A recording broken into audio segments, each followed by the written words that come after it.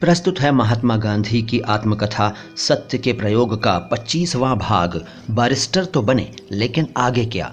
मैं जिस काम के लिए बैरिस्टर बनने विलायत गया था उसका मैंने क्या किया, इसकी चर्चा मैंने अब तक छोड़ रखी थी।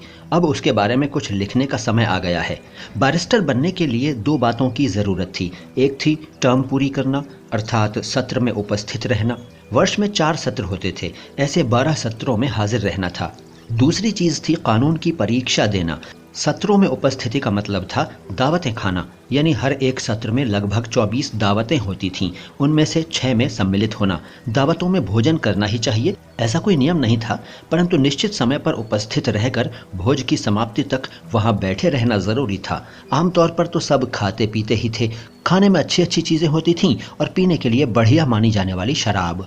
अलबत्ता उसके दाम चुकाने होते थे। ये रकम 2.5 से 3.5 शिलिंग तक होती थी, अर्थात 2-3 रुपए का खर्च हुआ।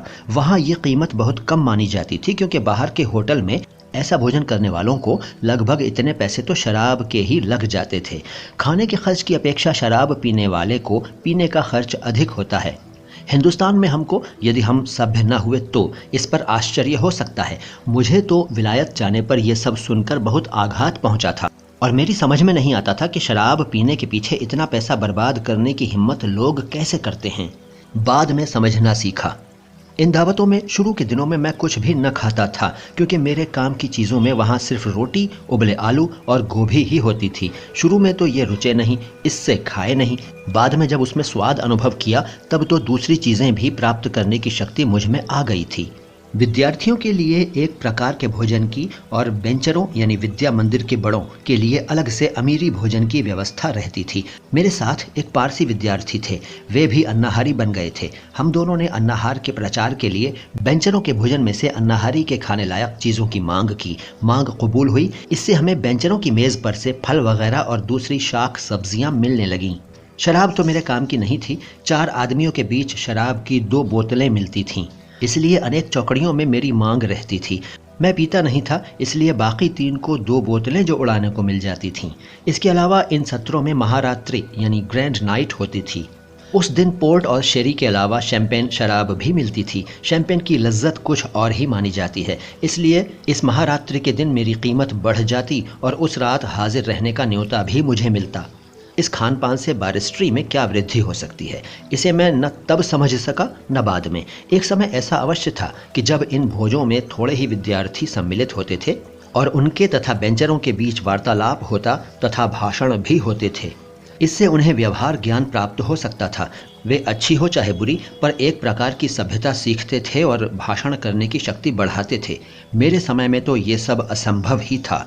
बेंचर तो दूर एक तरफ अस्पृश्य बनकर बैठे रहते थे। इस पुरानी प्रथा का बाद में कोई मतलब नहीं रह गया। फिर भी प्राचीनता के प्रेमी इंग्लैंड में वो बनी रही।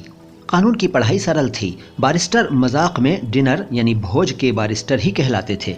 सब जानते थे कि परीक्षा का मूल्य नहीं के बराबर है। मेरे समय में 2 परीक्षाएं होती थीं, रोमन लॉ की और इंग्लैंड के कानून की। 2 भागों में दी जाने वाली इस परीक्षा की पुस्तकें निर्धारित थीं, पर उन्हें शायद ही कोई पढ़ता था। रोमन लॉ पर लिखे संक्षिप्त नोट मिलते थे, उन्हें 15 दिन में पढ़कर पास होने वालों को मैंने देखा था। यही चीज़ इंग्लैंड के कानून के बारे में भी थी। उस पर लिखे नोटों को 2-3 महीनों में पढ़कर तैयार होने वाले विद्यार्थी भी मैंने देखे थे।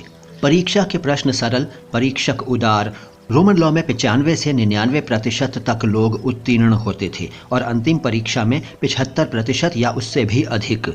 इस कारण अनुत्तीर्ण होने का डर बहुत कम रहता था। फिर परीक्षा वर्ष में 1 बार नहीं 4 बार होती थी।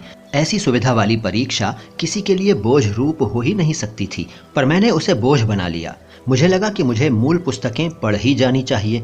ना पढ़ने में मुझे धोखेबाजी लगी, इसलिए मैंने मूल पुस्तकें खरीदने पर काफ़ी खर्च किया। मैंने रोमन लॉ को लैटिन में पढ़ डालने का निश्चय किया। विलायत की मैट्रिकुलेशन परीक्षा में मैंने लैटिन सीखी थी, वो यहाँ उपयोगी सिद्ध हुई। ये पढ़ाई व्यर्थ नहीं गई। दक्षिण अफ्रीका में रोमन डच लॉ प्रमाणभूत माना जाता है। उसे समझने में जस्टिनियन का अध्ययन मेरे लिए बहुत उपयोगी सिद्ध हुआ। इंग्लैंड के कानून का अध्ययन मैं 9 महीनों में काफ़ी मेहनत के बाद समाप्त कर सका, क्योंकि ब्रूम के कॉमन लॉ नामक बड़े किंतु दिलचस्प ग्रंथ का अध्ययन करने में ही काफ़ी समय लग गया। स्नेल की इक्विटी को रसपूर्वक पढ़ा, पर उसे समझने में मेरा दम निकल गया। वाइट और ट्यूडर के प्रमुख मुकदमों में से जो पढ़ने योग्य थे उन्हें पढ़ने में मुझे मज़ा आया और ज्ञान भी प्राप्त हुआ। विलियम्स और एडवर्ड्स की स्थावर संपत्ति विषयक पुस्तकें और गुडीव की जंगम संपत्ति पर लिखी पुस्तक मैं रसपूर्वक पढ़ सका था।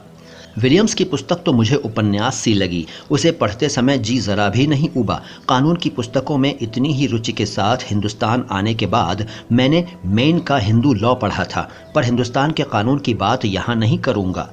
परीक्षाएं पास करके मैं 10 जून 1891 के दिन बैरिस्टर कहलाया।